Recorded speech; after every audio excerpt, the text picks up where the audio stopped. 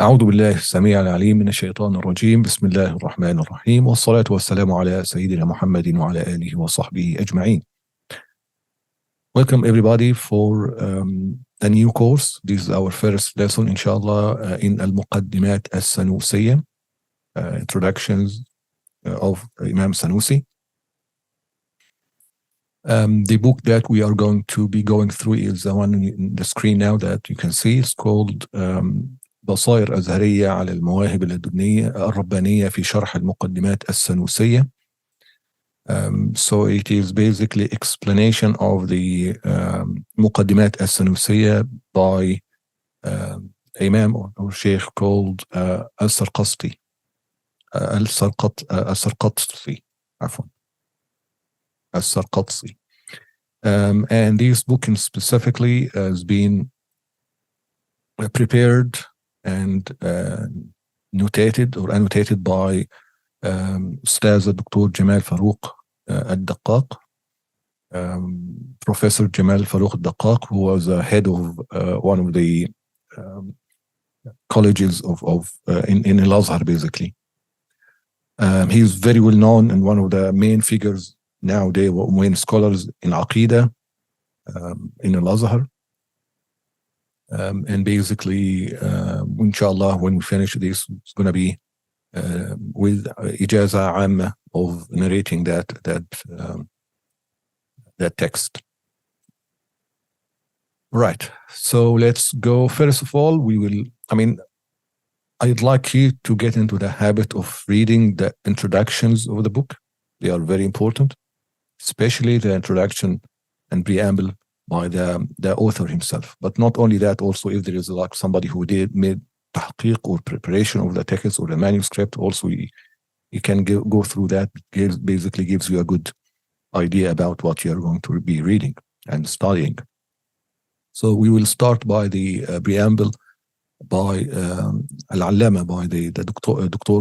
Ali Jum'ah, the former Grand Mufti of Egypt. بسم الله الرحمن الرحيم. الحمد لله والصلاة والسلام على سيدنا رسول الله صلى الله عليه وسلم وعلى آله وصحبه ومن والاه وبعد. Right, so basically this is the way every speech starts. Sunnah, starting with Alhamdulillah wa salah ala nabi alayhi salatu wasalam. Sometimes even you can say La ilaha illallah wa ashhadu an la ilaha illallah wa ashhadu anna Muhammad Rasulullah, like speech in khutbah al-Jum'ah and so on. Then the Sheikh is saying, فبين Sheikh Ali Jum'ah, Dr. Ali Jum'ah, فبين أيدينا شرح الإمام السرقسطي. Yes, Sarqasti, the book I think here is wrong. Sarqasti, yeah, okay. بين أيدينا شرح الإمام السرقسطي على المقدمات السنوسية التي جعلها الإمام السنوسي المدخل لدراسة علم العقيدة. So the Sheikh is saying we are going to, or that book that you're going to be studying is explanation by Imam al-Sarqasti on the Muqaddimat al-Sanusiyah. And that al-Muqaddimat al-Sanusiyah, Imam al-Sanusi made it like an introductory course to studying ilm al-Aqidah and ilm al-Tawheed. By the way, as I'm going through, if you have any question, because I'm not sure if everybody can read Arabic or not, I'm trying to explain as we go through, but if there's something that I missed or something that you don't understand, don't be hesitated to just type something and let me know so that we can go through it. And then the Imam, the Sheikh Ali Jum'ah says, والتي تميزت الدراسات الأزهرية بالاهتمام بها.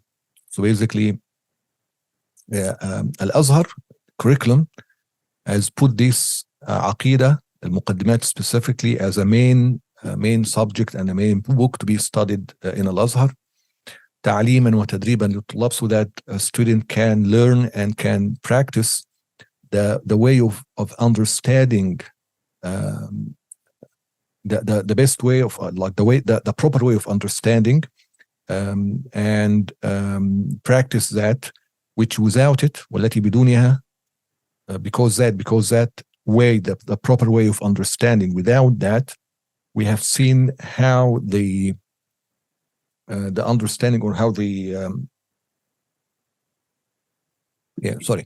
So without that proper way of understanding, we have seen nowadays the chaos and how the failure of understanding caused a lot of trouble and problems in understanding the literature and the text, because these principles and introductions on how to understand, how to put the proper way of thinking ahead of you cause a lot of problems. So basically, this is the gist of what the Sheikh is saying here. So this is not just a way of understanding علم التوحيد or Aqidah. It's basically this Muqaddimat helps you understand how to combine intellect with the text, how to properly apply the aims of the Sharia, and how to understand how to discuss and talk about issues with others and so on and so forth. And something very important as well, كما أنها تمنع الدارس من الشطط والضلال. So it's also prevent the student from going astray, basically. And this is something that I think everybody can appreciate. Those who did not or started trying to learn and jumped across without going through the proper way of understanding the proper steps and gradually building on their understanding, those who didn't do that went astray and caused a lot of trouble to the Ummah over the years and over the centuries. Also then the Sheikh saying that the Imam al-Sanusi made this Muqaddimat 8 introductions. And then he's saying وَكَأَنَّهَا تُشِيرُ إلى أبواب الجنة الثمانية. The Sheikh Ali Goma here is saying, like, making a reference, a delicate, nice reference to, we have 8 Muqaddimat in the Muqaddimat al-Sanusiyah, and there are 8 doors to the Jannah, to the paradise. التي نرجو الله سبحانه وتعالى أن يمن علينا بها. We ask Allah subhanahu wa ta'ala to give us or let us go to that Jannah and so on and so forth. And then basically the Sheikh here is commending the Sheikh Gamal or Dr. Gamal Farouk al-Daqaq, who prepared this book, and like making dua for him to Allah subhanahu wa ta'ala, and dua for the entire ummah. We pray that Allah subhanahu wa ta'ala accept it. All right. Then this preamble of Dr. Gamal Farouk, like who prepared this and make like annotation to it. He's saying, Alhamdulillah, I'm not going to be explaining or translating everything, right? But I'm just going to give you hints here or there. But again, if there's something that you want me to elaborate on, just ask. Alhamdulillah, الذي رضى لنا الإسلام دينا وأوضح معالمه وبين مقاصده وشرح صدورنا له وحبب إلينا الإيمان وزينه في قلوبنا وكره إلينا الكفر والفسوق والعصيان وصلى الله على سيدنا محمد النبي الأمي الذي من الله علينا وهدانا به إلى نور العلم والمعرفة بحقائق الدين وعلى آله وصحبه والتابعين. You will notice here, and this is one of the good ways of making an introduction, is basically linking the introduction to that subject what we are talking about. So we are talking about usul al-din wa haqa'iq al-din, the facts about deen and ma'rifah and ilm and so on. And that's why he is linking that to the Prophet, peace be upon him, that Allah subhanahu wa ta'ala gifted him to us, the Prophet to the Ummah, and through that gift, through the Nabi alayhi salatu wasalam, the nur, the light of ilm and ma'rifah reached the Ummah. أما بعد، فهذا شرح مختصر مفيد للإمام السرقسطي على المقدمات التي وضعها الإمام السنوسي كمدخل أو تمهيد لعلم العقائد والتوحيد. وهذه المقدمات بمثابة قواعد عقلية تنظم وتشكل عقلية الدارس لهذا العلم. So this is basically the main topic, or the main importance and significance of this muqaddimat. It's basically organize your way of thinking and how to approach the subject. ثم جاء شرح العلامة السرقسطي عليها متمما للفائدة. So basically the Sheikh here, Dr. Gamal Farouk al-Daqqaq, is basically commending the Muqaddimah itself, why it is important, just in one paragraph, and then also adding another paragraph saying that the Sarqasti, Sheikh al-Allama Sarqasti, who explained it in this book, added to this basically a lot of important aspects and rules and so on that adds to the benefit of the Muqaddimat.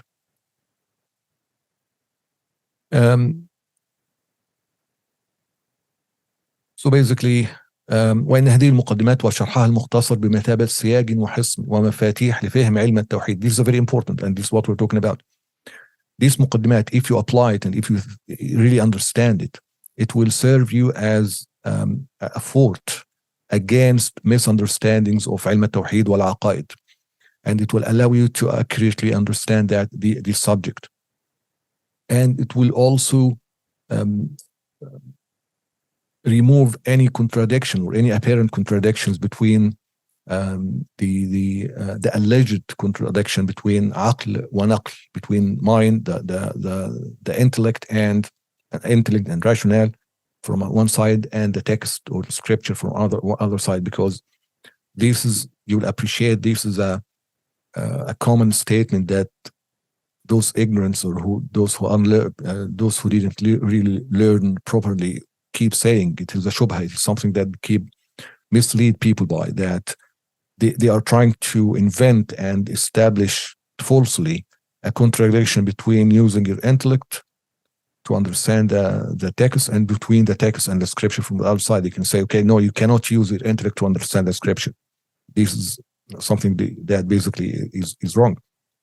One of those, for example, Sheikh is saying, he's recently, maybe, I don't know, a few years ago, there was a video about that. He's saying, if you, or for Aqidah, I want you, he's speaking to his student, I want you to be donkey, right? In Aqidah, do not work or do not think at all. Do not use your mind or intellect. You should just follow. I need you, and I want you to be like a monkey. Like a donkey. Just follow. So imagine this piece of advice from somebody who alleged to be like a scholar and sheikh to his students, and it's recorded. It's video. It's on YouTube, which is very, very telling about how those people think. Right. So this alleged contradiction between intellect and scripture is actually being invented by a certain group of people to mislead the ummah and to do and mislead people in following their own understanding, own way of applying the religion, so that they can basically just move them and make them do whatever they want without questioning from their students.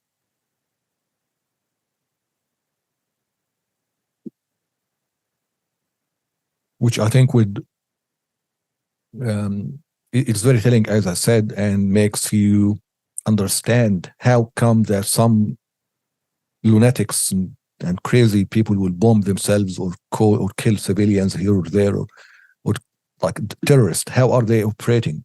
It is because of that, because they ask people, their follower and their student, to be donkeys.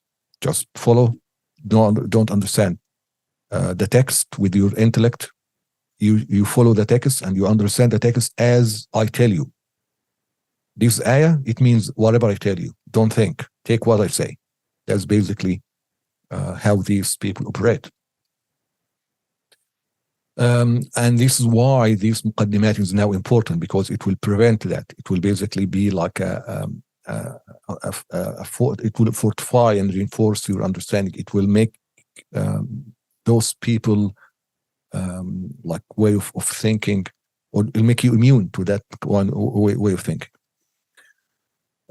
So that's why we recommend the student of Sharia, the Talib al-Ilm, especially in Aqidah, to start their learning or their study with the Muqaddimat, and that they fully understand it, so that it becomes like a key they can use later on to properly understand everything that they will be dealing with. and so that their intellect is formed in a proper way that will serve the Ummah properly, and that will be in line with the Azhar al-Sharif and the Ummah and Manhaj Ahl al-Sunnah wal Jama'ah. And then the Sheikh is saying, or giving you like a introduction, or like, what are those 8? We said there are 8 muqaddimat. So what are they? The first muqaddimah is about ahkam, about verdicts, judgments, rule of judgments, and so on, and its types, وأقسامها, and like divisions, which is شرعي وعادي وعقلي, شرعية وعادية وعقلية. وما يتفرع عنها, what branches out of that. حيث بين السرقسطي أنها تفرع منها 85 قسما. So there are main groups, and then those main groups will branch many different ways of ahkam or types of ahkam out of that, as we will see. So this is basically the first muqaddimah. It's about the ahkam. Okay. The Sheikh here is saying he sees and he thinks that this muqaddimah is perhaps the most important one of all of the 8. And that's why it was basically the Sheikh, the Imam Sanusi, started by it, and the Imam al-Sarqasti as well like talked about why this muqaddimah about the ahkam is important. The second مقدمة is مذاهب الفرق الإسلامية في أفعال العباد، وهي مقدمة في غاية الأهمية في أصول الدين. The second مقدمة is or addressing أفعال العباد. أفعال العباد, that's an important term you need to be aware of. أفعال العباد is actions of servants, or the people. Okay. And basically, specifically, in whether we are compulsed, or like our actions, is it mandatory? We are basically have no free will whatsoever, or do we have free will? So there are different opinions about that, and this basically this muqaddimah is about it. المقدمة الثالثة في أنواع الشرك وما يترتب عليه من أحكام, the types of shirk, of committing shirk, and are they all equal? What are the ahkam that comes out of it, and so on. ولقد حصرها الإمام السنوسي في 6 أنواع. The Imam al-Sanusi said there are 6 types.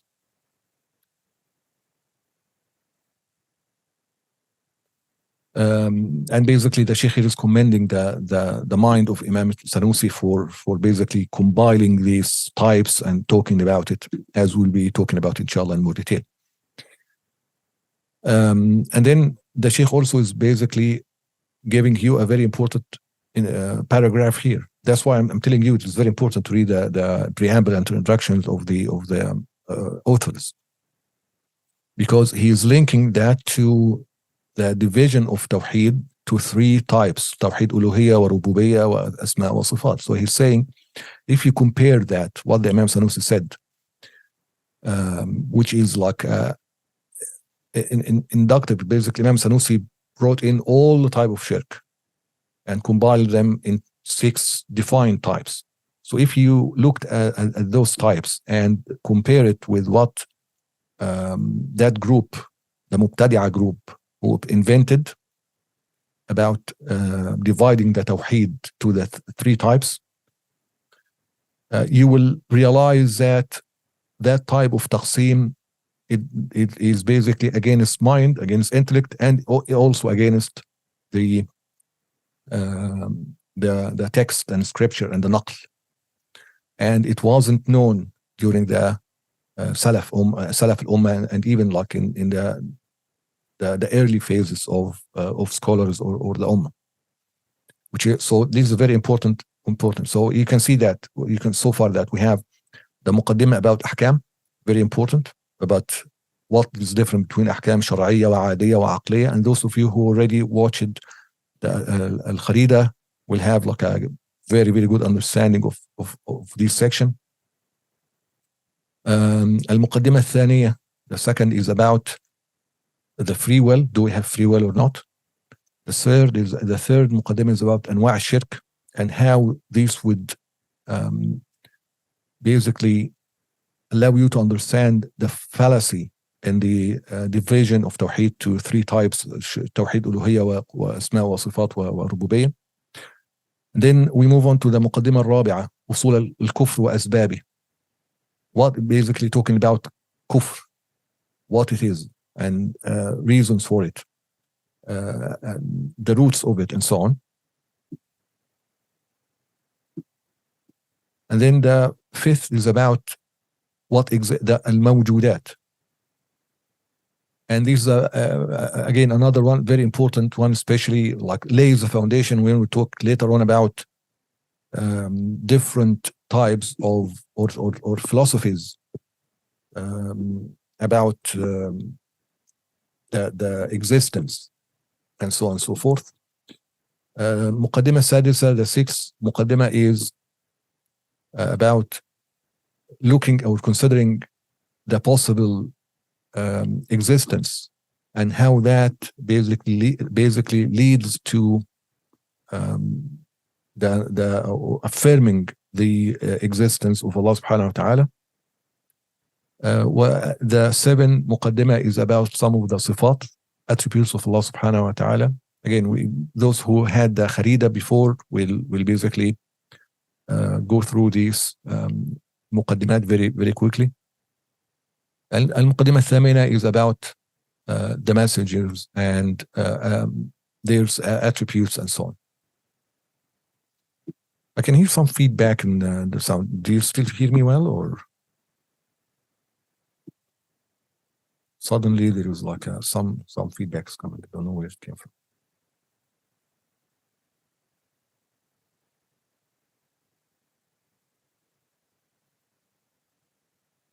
So there is a question: is learning a book in logic a prerequisite to this course like Al-Azhari's Isagogi? No, actually, this is like this will help you move on to learn mantiq, traditional logic. So the first, that part about ahkam, the very first thing we'll be talking about, we'll go through that, like the basics of mantiq, tasawwur, wa tasdiq, and so on.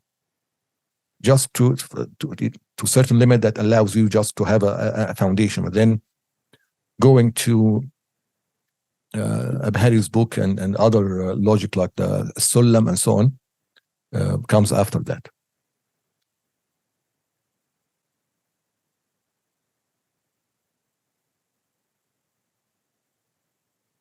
All right, so everybody can hear and understand. Good. Right, so now let's move on to who is Imam Sanusi. Okay. His name is Muhammad ibn Abi Yaqub Yusuf ibn Umar ibn Shu'aib Abu Abdullah al-Sanusi al-Asl al-Tilimsani al-Mawlid. Tilimsani is how it is pronounced. Al-Maliki, so he's following the Maliki madhab. Ash'ari, he's Ash'ari. He is Hassani, basically his great grandfather is Sayyidina al-Hasan. So he is basically Ahl al-Bayt, from Ahl al-Bayt radiyallahu anhu.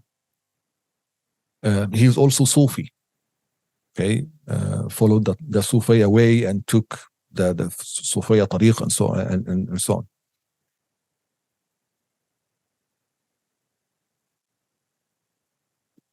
والسنوسي نسبة إلى قبيلة بني سنوس بالمغرب. He died رحمة الله عليه سنة 800, the year 895. Azaliya. Azaliya means beginningless and endless. Okay, we'll talk about that when it comes to the sifat, and we talked actually about it in the Kharida book when we explained the Kharida al-Bahi. Right. He was born بتلمسان in Algeria. صنف في علم أصول الدين المصنفات الكثيرة. He wrote many books in علم أصول الدين, and أصول الدين is basically another term for علم العقيدة. علوم العقيدة وعلوم التوحيد is basically أصول الدين. أصول الدين, عقيدة, الفقه الأكبر, and so on. Which reminds me, we will also be talking about or studying الأصول المنيفة للإمام أبي حنيفة, which is العقيدة, some of the عقيدة books written and prepared or authored by Imam Abu Hanifa, or like compiled under his supervision. That sound still bothers me.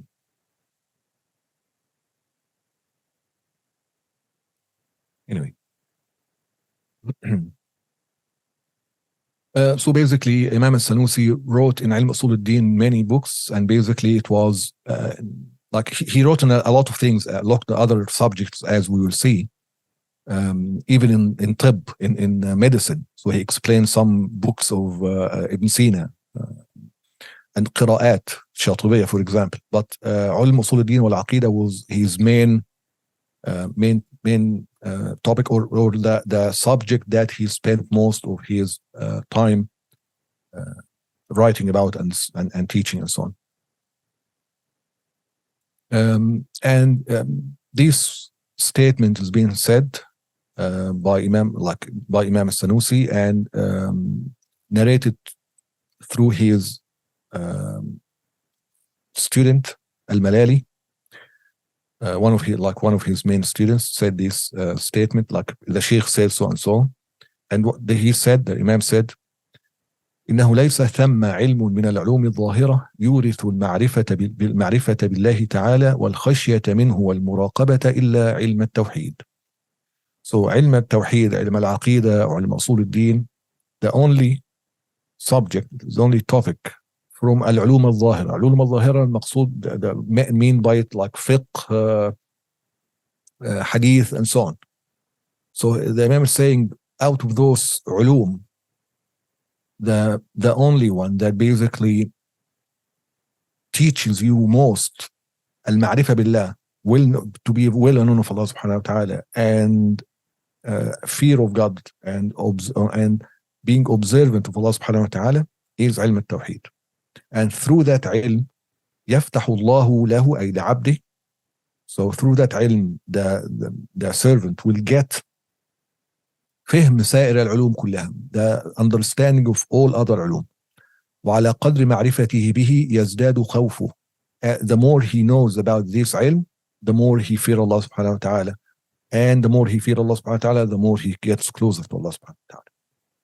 So the Shaykh is basically, his opinion is, through this ilm al-tawheed, you can get to be as close as you can to Allah. You'll basically be عارف Allah. So basically, Bab al-Wilaya may open mostly through this ilm.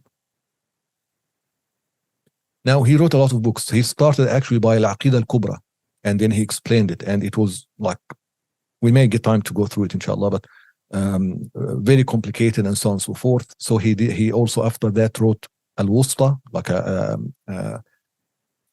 more brief version of it, and then Al-Sughra. Wusta means medium, so Al-Kubra is like the major, the biggest, the largest.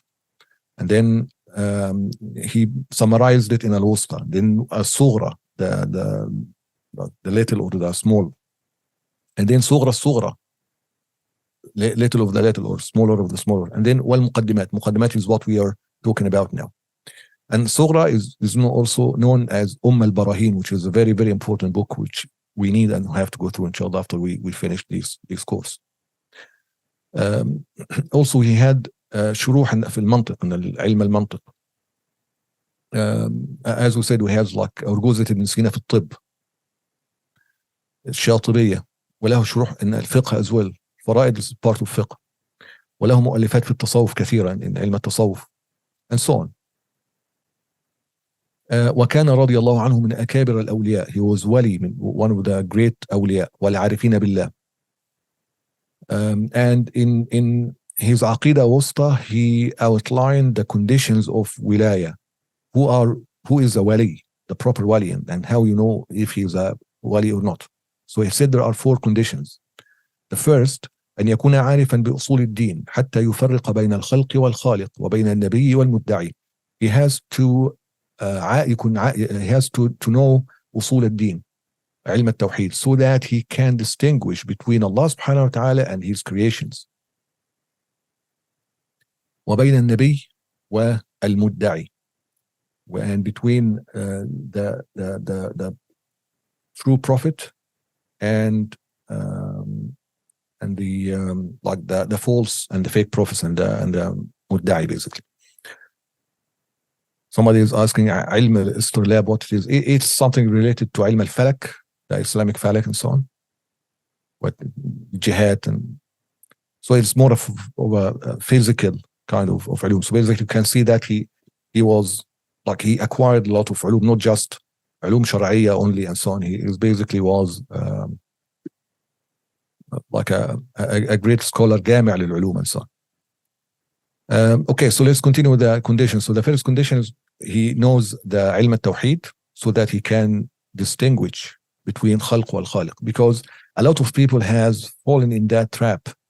Is basically those who claimed al-hulul, for example, wal-ittihad, and Allah subhanahu wa ta'ala is can go through his or can unite with his creations, or the creations are basically Allah. Like there are a lot of wrong kind of religions and beliefs, right? So if you are truly knowledgeable of ilm al-tawheed, you will not fall in that trap. Also whether النبي والمدعي and so on. أن يكون عالما بأحكام الشريعة نقلا وفهما. So also he need to be aware of and عالم and scholar in شريعة, in فقه. أن يكون متخلقا بالأخلاق المحمودة. He has to have good ethics and attitude. Fourth condition أن يلاذمه الخوف أبدا سرمدا. Forever. He is basically he's always afraid of Allah subhanahu wa ta'ala.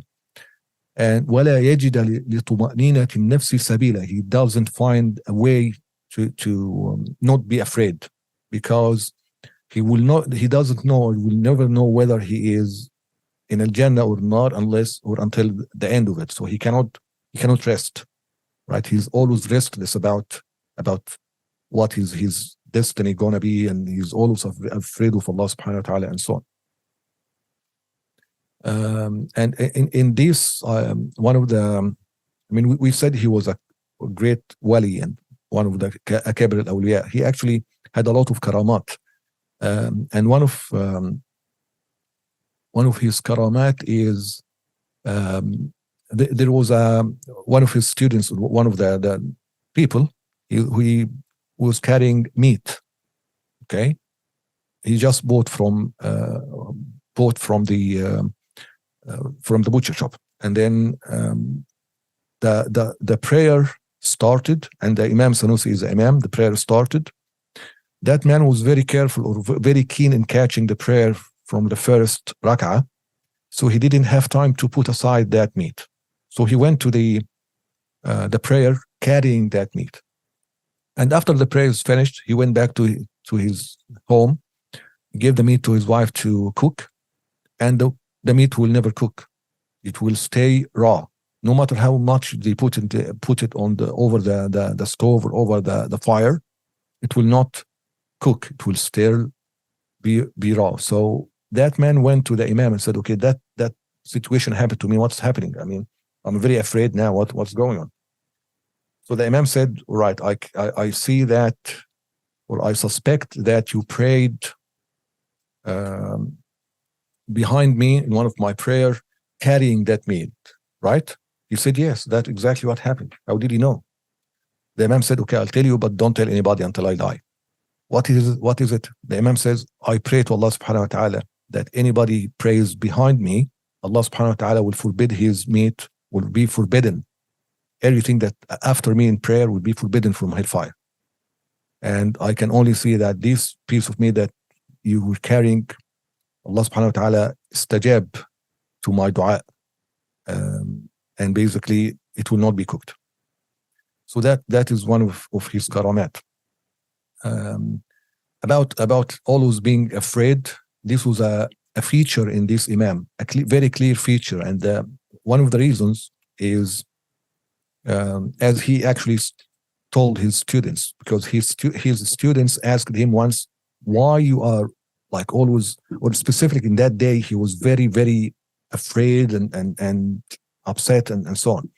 And they kept asking him what's happening, what's going on, what happened, and so on. He said, "Okay, I'll tell you, but again, never tell anybody." They said, "Okay." He said, "I saw where Allah subhanahu wa ta'ala made me aware of Allah al-Jannah, of hellfire. I saw it and saw what happens with it. and since then that time I can never I can never rest, and I'm always afraid. So again, that's basically another karam of the Shaykh that Allah subhanahu wa ta'ala made kashf, of hijab, and let him see an-nar, which happened to the Prophet as well. The Prophet, peace be upon him, saw the nar, saw the hellfire, and saw the paradise. His students, Al-Malali, basically commending the Shaykh and saying the Shaykh actually تحقق, or those 4 conditions were in the Shaykh, and he was basically commending his Shaykh, saying منح الله سبحانه معارف ربانية وعلوما لدنية وأنوارا إلهية حتى امتلأت عروقه ومفاصله من أنوار الله المخزونة. He was basically a light. Allah subhanahu wa ta'ala lit his heart and him with knowledge and lights and so on. Imam al-Sanusi always made a dua, اللهم اجعلنا وأحبتنا عند الموت ناطقين بكلمتي الشهادة عالمين بها. He died in the year 895 Hijri. You can see how those scholars are really serving Allah subhanahu wa ta'ala. They don't care about anything. They just want to please Allah and always have that in their mind. Now let's move on to the Sarqasti. The Imam Sarqasti, he was basically explained al-Muqadimat, which we're going to go through it. His name is Ibrahim ibn Abi al-Hasan Ali al-Andalusi ثم السرقسطي يكنى بأبي إسحاق ويعرف بالبناني. ولد بتونس. Tunis, well known for sure, but also in the books you'll see sometimes it's referred to as Africa, right? So in Africa it's basically Tunis, not the entire Africa continent. He was born in the year 1021 Hijri. تفقه على علمائها. كان رحمة الله مائلا إلى العزلة معتكف في بيته. Basically he doesn't like mingling with people. He was all the time or most of the time in his house worshipping. لا يخرج. He only goes in يوم الجمعة. كان يقرأ في سقيف داره من الصبح إلى الليل, basically doing إقراء to his students inside his house, and so on and so forth. He explained this Muqaddimah. He has other books basically in manuscript form. Died 1091 at 70 years of age. All right, so now to Matn al-Muqaddimat. We will read the Muqaddimat, all of it first, go through it, and then go.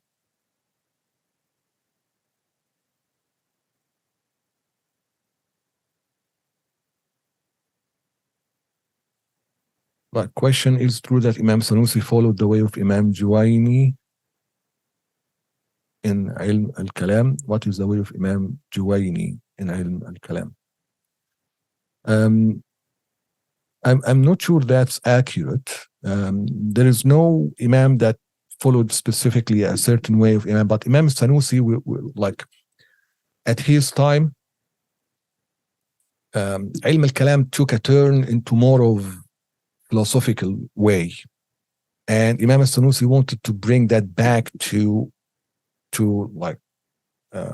its origin or the way it started, or the way it should be from his point of view. So he basically tried to strip out any not unnecessary philosophical aspects, and basically just focus on what you really need to focus on from his point of view.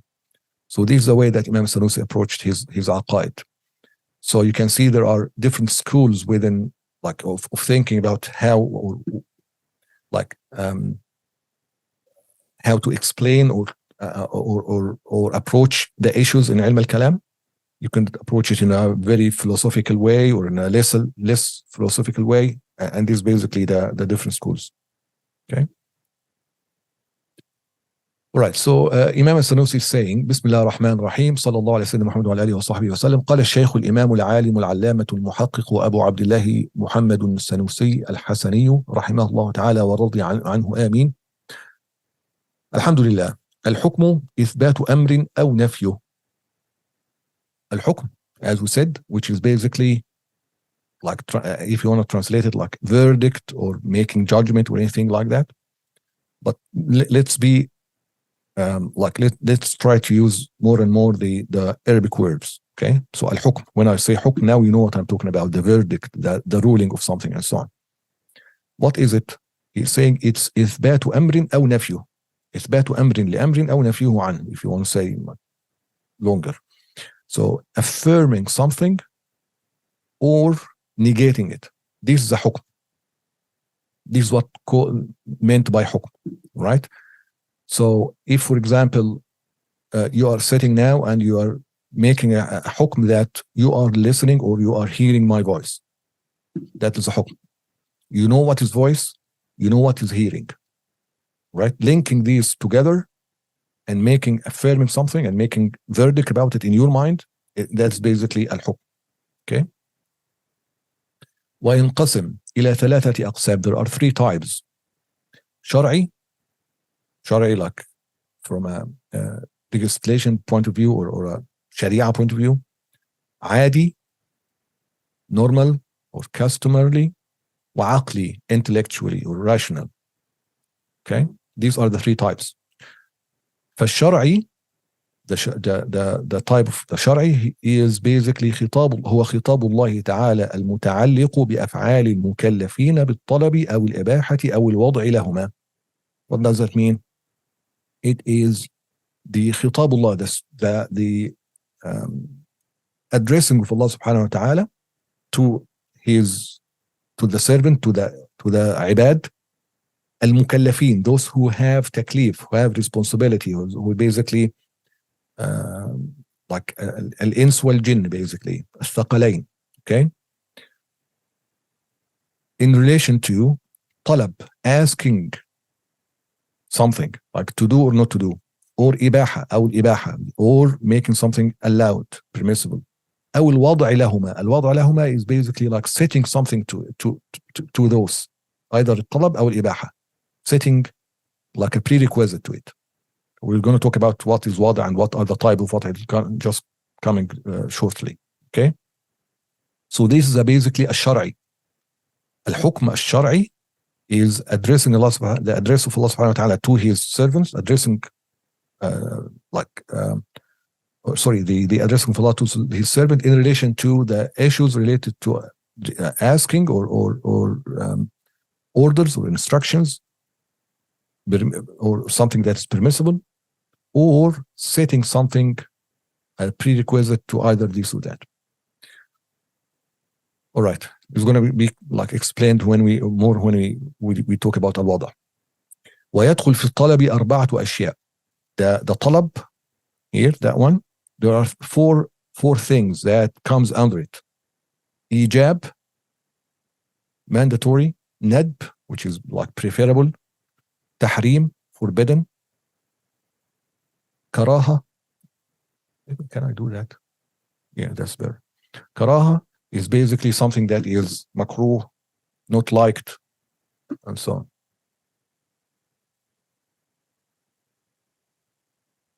Okay, so now we talk about ijab. What is wajib? What is mandatory?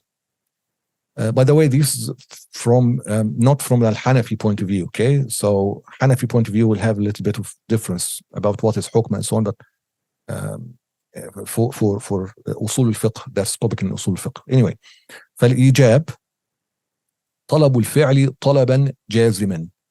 When something is wajib or fard, from that point of view, is basically requesting action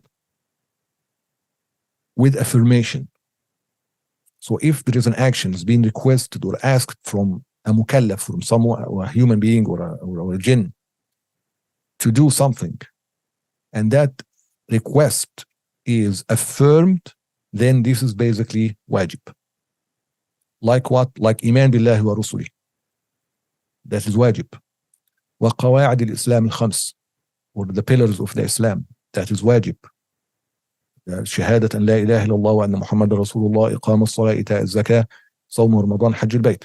All these are wajib, mandatory, furud, Why? Because we have been requested and asked to do them with affirmation. Okay? الندب طلب الفعل طلبا غير جازم. So الندب the مستحب, the preferable would be something that you are requested to do, but that request is not affirmed. Not affirmed like it's not it was requested, but not really with affirmation that you have to do that. There is no, it is not linked to a great punishment if you didn't do it, for example. This means it is mandub. Like praying al-Fajr, Salat al-Fajr. Now, al-Fajr here, because Imam is Maliki, so he's referring to al-Fajr as 2 rak'ah sunnah before Salat al-Subh. Okay? وَنَحْوِهَا. So the sunan, for example, those are mandub, ندب. والتحريم هو طلب الكف. طلب الكف, basically your request not to do something. كف عن الفعل طلبا جازما with affirmation. كشرب الخمر, as drinking alcohol and adultery and so on, because these actions we were forbidden or we are asked not to do and not to do them, and there have been grave punishment linked to doing them, and that's why we know it is haram, it's forbidden. Karaha is what is equivalent to a nadb, or not equivalent, what is like muqabil, from the other side of nadb, basically, if you have like a spectrum. So al-karaha is what is talab al-kaf, like tahrim, in that you are requested not to do about something, but that request is not affirmed. Right? For example, قراءة في الركوع والسجود. قراءة القرآن, for example, if you read Quran in the ruku' والسجود, this is makruh. Why? Because we were requested or asked not to do that, stop doing it, but there have not been any grave punishment or any punishment highlighted if you do that. And that's why we know they are makruh. Because if they were haram, forbidden, totally forbidden, you shouldn't be doing it, and there is punishment for it, then you would have known that there is a punishment for it. Okay? Okay. وأما الإباحة فهي إذن الشرع في الفعل والترك معا. It is a permission of الشرع, for Allah subhanahu wa ta'ala, والشريعة, that you can do or not to do. من غير ترجيح لأحدهما على الآخر, without weighing one over another. كالنكاح والبيع مثلا. So you are allowed to get married. You can also not get married. You are allowed to make بيوع, buy and sell and so on, go to market, but you also don't have to. Okay? Now, going back, what you will notice here, you might get a bit confused, because we keep talking about أحكام الإسلام الخمسة, or الأحكام الخمسة. Again, not for Hanafi, but أحكام الخمسة with the jumhur, most of the scholars, which is واجب وفرض, ندب, تحريم, كراهة, مباح. Those are the 5 أحكام. But the Imam here saying only 4. 1, 2, 3, 4. Why is that? Has anybody noticed it?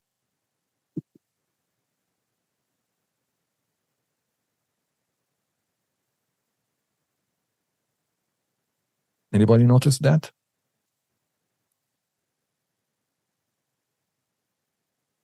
No, not because he's a Maliki. These Ahkam al-Khamsa, these basically for Maliki, for everybody except Hanafi.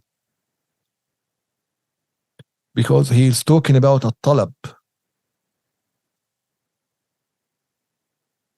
And he put the ibaha as a like a stand-alone type or type with the talab, the request. So that the talab means request or order or instructions. So those ahkam that comes under the umbrella of instructions are only 4, which is wajib, you have to do something. Preferable, it is preferable to do something. Tahrim, you have to avoid something or not do something. Karaha, and so on. Ibaha is not talab. There is no request. You are not requested to do or not to do. It's basically you are permissible. It's left. And then Yeah, somebody saying it is because ibaha is in the command. Exactly, right? Yeah, so it is a neutral state. It count as a hukm, because you need to ask, what is the hukm of biyu'ah or marriage? It's mubah, for example.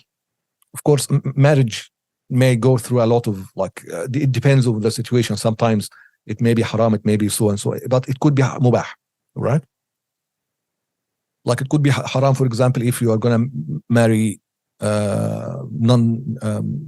like a somebody you are not allowed to marry, for example, or you are in a state where you are unable fully, and you know that you are totally unable to perform your obligations towards your wife and towards the kids to come and so on, then you shouldn't approach or shouldn't marry and so on. But the point is, what is the hukm of marriage? Generally speaking, it's mubah. So it counts as a hukm, but it is not hukm that is talab. Okay, that's the point. So the point here is, when you are reading the ulama books, and especially the matn which are summarized, you need to pay careful attention to every letter, every word. For example, أو الوضع لهما. What does لهما mean? It refers to talab wal ibah. Okay, so it goes back to here and here. If you don't know that, if you don't link those adverbs to what they are referred to, if you don't understand every word, then you may miss an important point of the Shaykh, especially for like a brief or summarized mutun textbook like that. That's why we need sharh, the explanation which we're going to go through, inshallah. Anyway, so this basically takes care of these two aspects of the hukm al-shar'i. Now, so what is the wada'?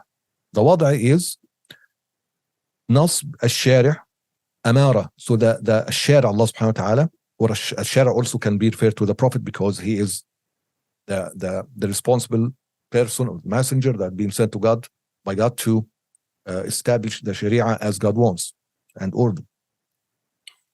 So عبارة عن نصب الشارع أمارة, there is a sign or an indication about حكم من تلك أحكام الخمسة, one of those 5 أحكام. That's, now he's talking about أحكام خمسة. So what are the أحكام خمسة? All those 5, including إباحة. Which one refers to طلب? Only 4 out of إباحة. So when you're talking about أحكام خمسة, you include إباحة with them. If you're talking about طلب, then there are only 4. Okay, now, so the wada' is basically establishing something, an indication or a sign, okay, about one of those ahkam. And it is divided into 3. Sabab, cause, which is cause; shart, condition; mani', something to prevent, a prevention.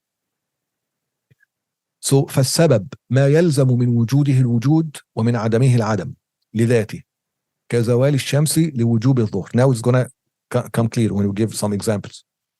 What is sabab? Sabab of the hukm. So again, it's basically something Allah subhanahu wa ta'ala made, created, established in relation to one of those ahkam, the 5 judgment or verdicts.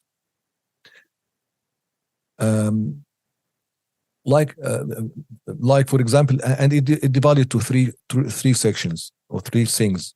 The first one is sabab. Sabab is basically something that leads to, or its existence leads to the existence of that thing that it refers to, or it is linked to. So if that sabab, if that cause exists, whatever it relates to must exist. If that sabab does not exist, whatever that sabab refers to or relate to of those ahkam will not exist. Okay, so basically that's sabab ما يلزم من وجوده الوجود ومن عدمه العدم. If it exists, the hukm exists. If it doesn't exist, the hukm doesn't exist. Like what? Like زوال الشمس لوجوب الظهر. Now for dhuhr, for it was starting already explaining. I just really wanted to just read it with a, but I think I'm getting way more detailed than I want. But anyway, if you are for Salat al-Zuhr, for example, we all know that the sun rises. If this is the ground, the sun rises. When it rises, that the Fajr or Salat al-Subh start, dawn before that, but then the dawn actually starts before that, before it rises, but then it rises and it continues to rise. And when it like becomes almost 90 degree, this is what, like this is basically 90 degree. Once it goes like off just slightly, this is basically the Zawal al-Shams. This is what's called the Zawal al-Shams, just slightly. So basically it goes to the like middle, and once it goes into the middle, start right away to do that Zawal, which is basically going to the other side. This is basically the start, or marks the start of Dhuhr prayer. So if we ask ourselves now, al-Zuhr, the Dhuhr prayer, what is the hukm of Dhuhr prayer? Anybody?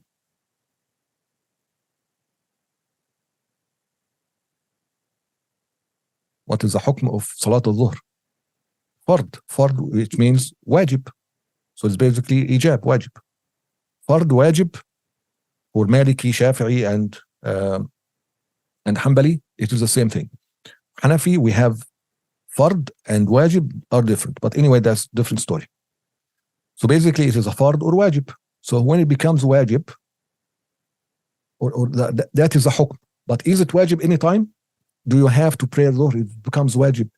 And you and the hukm of Salat al-Dhuhr becomes wajib anytime, or only when it is actually is start, when it is due? Of course, when it is due. So how it is due? By a sabab, by a cause, by something that Allah subhanahu wa ta'ala made as a sabab, as a cause to make it wajibah, which is what? Which is that phenomenon of the Shams, Zawal al-Shams. So basically it is a time of start, basically. So that is a sabab. When that sabab exists, the hukm exists. If that sabab does not exist, the hukm does not exist.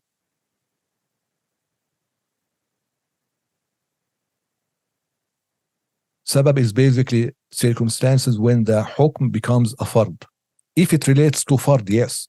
The point is, because it may relate to any one of those. It's not necessarily for furud. It's just giving you an example. But the point is, when it exists, or that hukm only becomes valid, if you say, or takes shape, or becomes like required, or that hukm is made. If you're going to make the hukm, that hukm is made for this specific issue or circumstance when the sabab becomes in existence, when it happens. If that sabab doesn't happen, then the hukm doesn't happen. Okay? So that is a sabab. Exist. There's a relation between sabab, if you go say sabab, and hukm.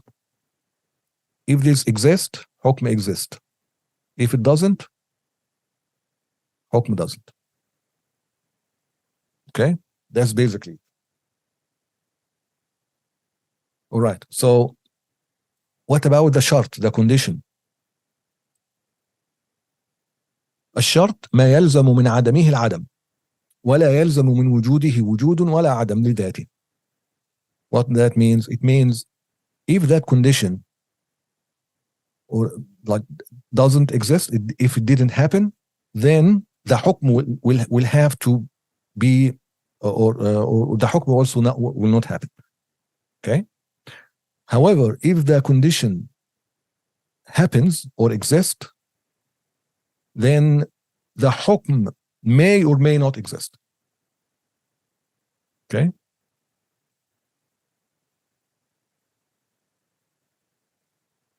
For example, تمام الحول مثلا لوجوب الزكاة. You know that in order for الزكاة is wajib. For the zakat to be wajib, that you now pay it, when it becomes wajib, when that hukm basically attaches to you now, and we have obligation to do that hukm. When that happens, there is a condition. What is the condition?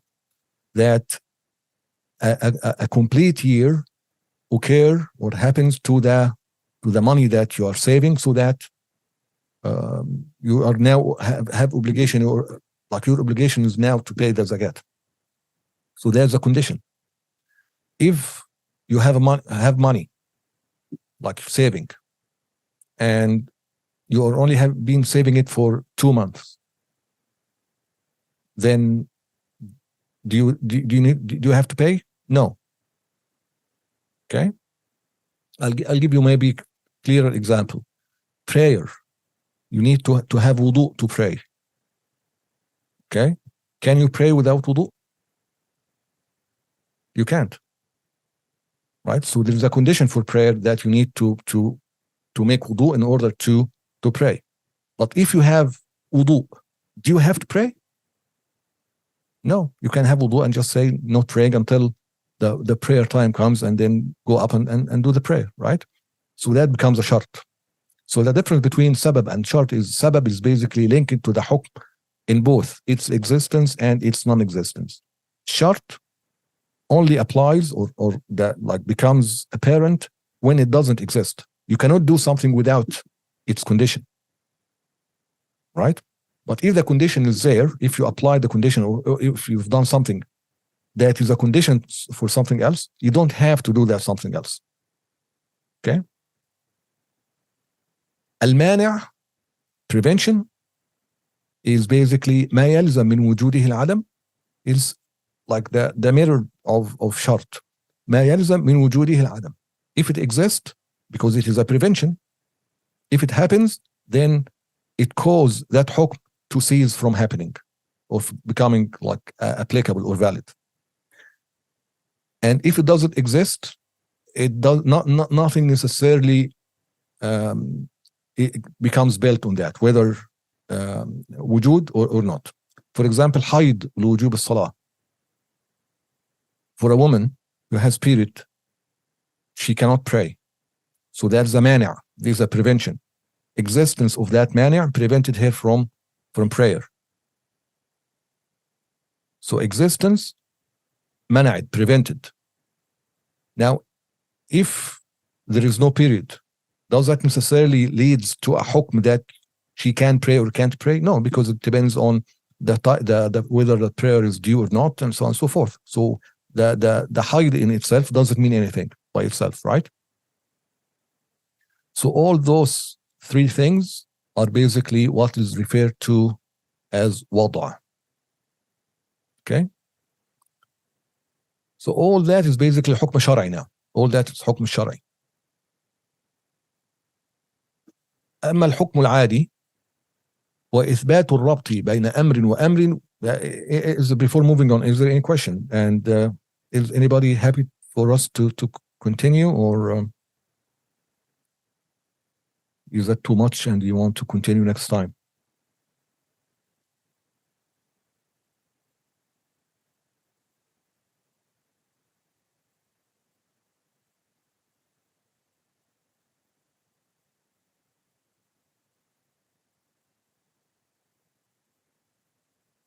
Okay. So a hukm al-adi, the customarily or normal judgment or verdict, is إثبات الربط. الربط means linking, and so affirming a link or establishing a link between or بين أمر وأمر, between two things, وجودا وعدما. وجودا like existence, like in existence or in happening, or occurrence, and non-occurrence or non-happening.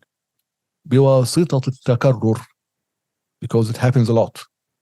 So basically, your mind, when linked between two things, that there is a hukm that something happens or not happen, and you make that linkage between those two things, different things, okay, but they make you make a connection between them in your mind, and make that verdict, that hukm adi, because there are or that hukm that you're making happens every time, or with takarrur, with frequency. However, there is صحة التخلف, so it may not necessarily happen, and this is very important. I think we talked about that in Kharida as well. وعدم تأثير أحدهما في الآخر البتة. This is the madhab of Ahl Sunnah, as you know, as for those who attend the Kharida, is basically Allah subhanahu wa ta'ala is a fa'il, والفاعل فالتأثير ليس إلا والفعل فالتأثير ليس إلا للواحد القهار جل وعلا. تأثير, effect, is only for Allah subhanahu wa ta'ala. So this is the difference between philosophers, al-Mu'tazila, and Ahl Sunnah. Philosopher says عِلَّة. العلة that basically things affect by itself. Okay? علة.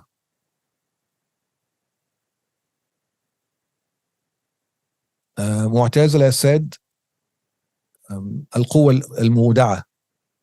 Allah subhanahu wa ta'ala created something in the creations that in itself قوة مودعة. In itself will make that effect, will have an effect on other things.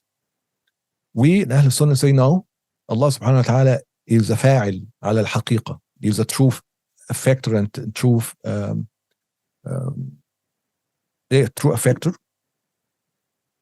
And our linking of things that they happen together is only because of Allah subhanahu wa ta'ala making things happen when these two things occur together. For example, the fire burn in it by itself, or burn because Allah subhanahu wa ta'ala put in it ability to burn, or it burns, it doesn't actually burn. It only the burning, the action of burning or the burning is something that Allah subhanahu wa ta'ala creates when the fire approaches or touches something else. So these are the three madhabs. So this is the hukm al-adi, that your mind link between burning, the action of burning,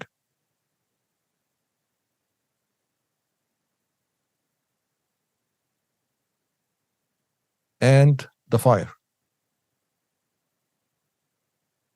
So you basically make a hukm, you make a connection that fire burns. This is a statement, you make a statement here, fire burns. This is a hukm adi.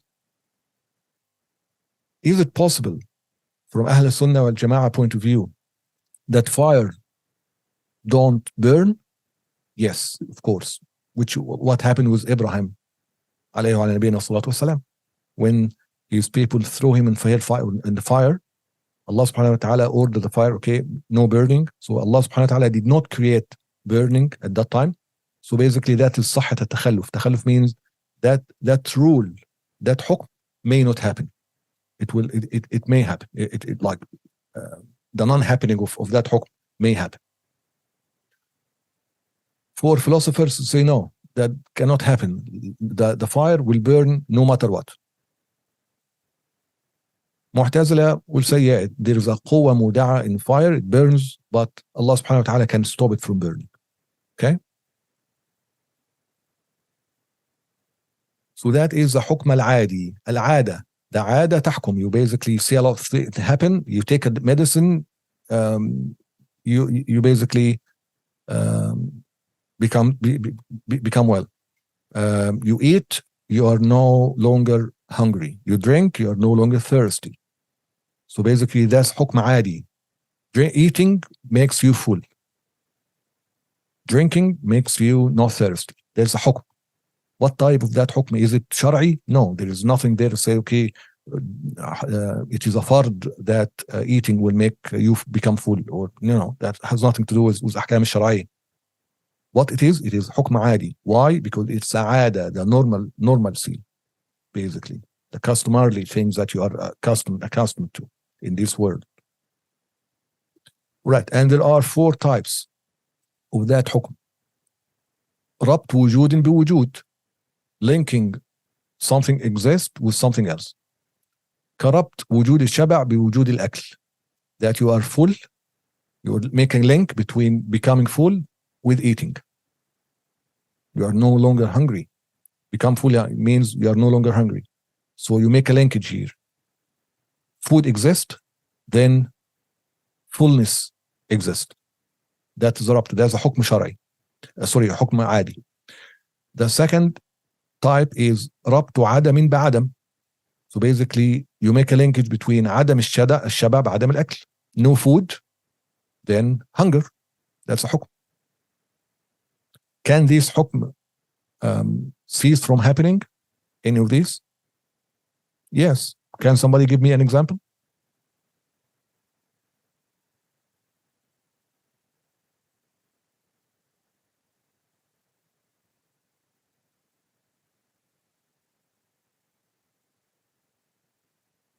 Can somebody give me an example when that?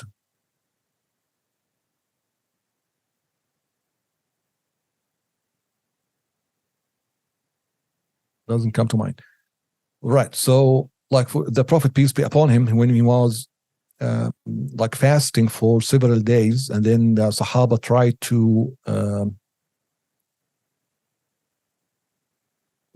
do the same, but they fell and they couldn't continue. And then he told them, don't do that. I'm not like you. I basically, Allah subhanahu wa ta'ala feeds me. Like so Allah subhanahu wa ta'ala creates the filling, the feeling of filling, and that he's no hungry, even without food. Okay. And وربط وجود بعدم كربط وجود الجوع بعدم الأكل. وربط وجود بعدم كربط وجود الجوع بعدم الأكل. So the جوع, the hunger exists if you don't eat. No food, with no food, right? وربط عدم بوجود كربط الوجوع بوجود الأكل. عدم جوع عفوا.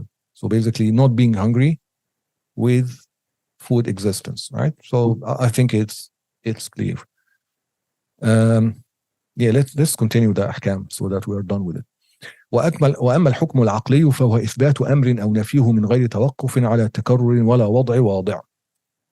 This is a حكم العقلي. We talked about that in depth in الخريدة. So maybe you go back to الخريدة and review like that these lessons. I'm not sure if it was one or two or even more lessons about it. I don't remember, but we really covered that in very detailed manner.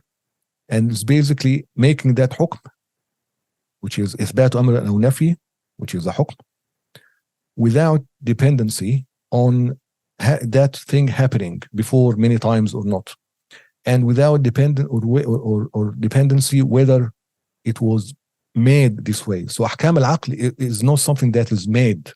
It is something abstract that basically exists or like the حكم itself like happens because of the existence of and the circumstances and the existence of the universe and the existence of Allah subhanahu wa ta'ala and everything, as we know.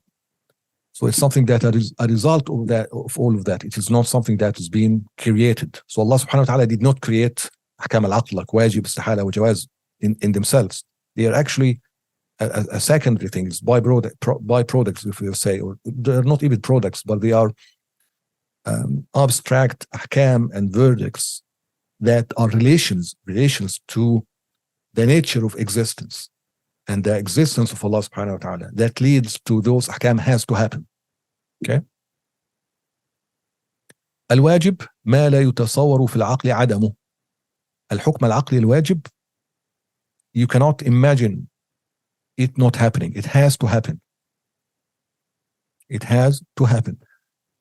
إما ضرورة, like necessary, كالتحيز للجرم مثلا. So if there is a body or a material, something, it has to have a place to exist in. وإما نظرا كوجوب القدم لمولانا جل وعلا. نظرا, like basically like looking at it intellectually and reaching it through thinking and the way of thinking and putting premises one after another, leading to affirming the existence of Allah subhanahu wa ta'ala, and that Allah subhanahu wa ta'ala is beginningless, has no beginning, qidam. So that these are ahkam wajibah. Allah subhanahu wa ta'ala is a necessary existence being, as we talked about before in the Kharij. المستحيل العقلي ما لا يتصور في العقل وجوده. It cannot happen, and your mind cannot imagine it happening. Again, إما necessary, ضرورة and nadar. We're going to talk about what is ضرورة. There are two types of these things, ضروري ونظري. We're going to talk about that in more detail later on. But كتعري الجرم عن الحركة والسكون. So basically, you cannot imagine, or if I tell you, okay, statement, something can, or is a car, I tell you that, you know that car in the street, okay, this car is moving and not moving at the same time. Now this statement, what your mind will make a judgment about it. How can you make a judgment about it? You will think about it, and your mind right away will say, no, that is impossible. From a aqli point of view, from intellectual point of view, it's mustahil, it's impossible that something, an object, will be in motion and still at the exact same time. You cannot imagine it. Also, like the shirk, they are having multiple gods, is something that is mustahil. And we talked about that in Al-Kharida, and we'll explain it also, inshallah, when it comes to the explanation of Al-Muqadimat. The last حكم عقلي is al-jaiz, which is basically ما يصح في العقل وجوده وعدمه. Your mind, intellectually, you can basically imagine it happening or not happening. There is nothing about it not happening. And by the way, when I'm saying imagining here, you could imagine the concept, but then because you understand the concept, so you can imagine the concept, but then you will make a judgment right away that it's impossible. Okay? So when we are saying, for example, sharik li Mawlana, there is Allah subhanahu wa ta'ala, there are two gods, for example, there is a God with Allah. Then you will look at the evidence and so on and think about it, and right away, from an intellect and rational point of view, not like without even reading Quran or going to any ayah or whatever, you will have to find to make a verdict that this is actually impossible. Okay? But before making that, like imagining or making the assumption about it is possible. Okay, so these are very important aspects that you need to be a mind of, and we are gonna give examples and highlight that, inshallah, as we're moving on. Okay, so back to the jaiz. Al-jaiz, a possible, something that may happen or may not happen. Basically, you might move. Kal-haraka lana, you can move or not move, right? If you say like Ahmad or Said or any name, whatever, somebody know, he is moving or he's sitting down, he is standing up. This is basically possible. There is nothing, like your mind will have nothing to do to say this is impossible or not or necessary or wajib. It's possible, right? وإما نظرا كتعذيب المطيع وإثابة العاصي. This is something that has like a debate about it. And the mazhab of Ahl Sunnah is basically Allah subhanahu wa ta'ala jaiz. It is a jaiz aqlan. It is aqlan, like for an intellect point of view, it is possible that anyone or someone who's been following and basically doing everything right, Allah subhanahu wa ta'ala may punish him. Or Allah subhanahu wa ta'ala could reward al-asi, those who make sins. It's up to Allah subhanahu wa ta'ala. From a jaiz point of view, from an intellect point of view, from an aql point of view, this jaiz. Okay? We're going to elaborate on that when we come to it. So basically that ends here. This here ends the part about ahkam in al-Muqaddimah. Next time, inshallah, we will continue just reading the Muqaddimat, like the matn by on itself, and then we're going to move on to more detailed explanation of everything that we talked about, inshallah, until we finish that book. Any question? There's a question: what is the position of Sunni madhab on the four causes of something as proposed by Aristotle? I'm not sure what you're referring to, brother. Maybe if you can put that in the Telegram group, and then we can look into it, because I'm not sure I understand what you're talking about. Yunus as staying in the well for 40 days without food. Yes, so basically, but I mean, we are not sure. Maybe he was hungry. But what was the hukm ada here is death. So he did not die. So if we are saying somebody who doesn't eat for a certain amount of time dies, that is a hukm ada.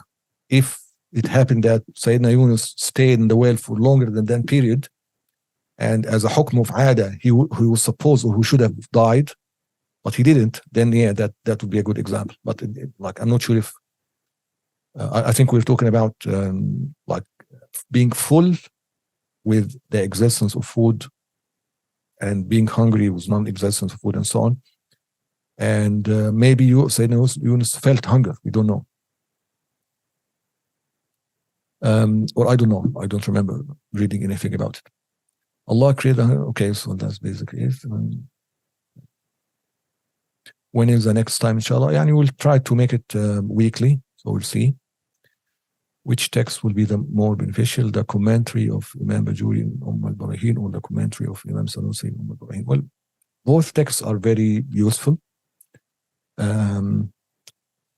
We will basically, inshallah, what I'm thinking is, once this is finished, or even before this is finished, we're gonna open several books together as they may serve the learning process.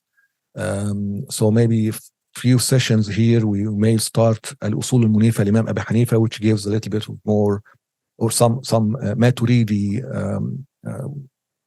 Aqidah foundation. And then when we finish this Muqaddimat and we start with al-Barahin, we will go I will be explaining the Imam Sanusi book, inshallah. Okay, any more questions? I don't think there are. So inshallah, we'll see you next time. Any question, feel free to post in the Telegram group, inshallah. Assalamu alaikum wa rahmatullahi wa barakatuh.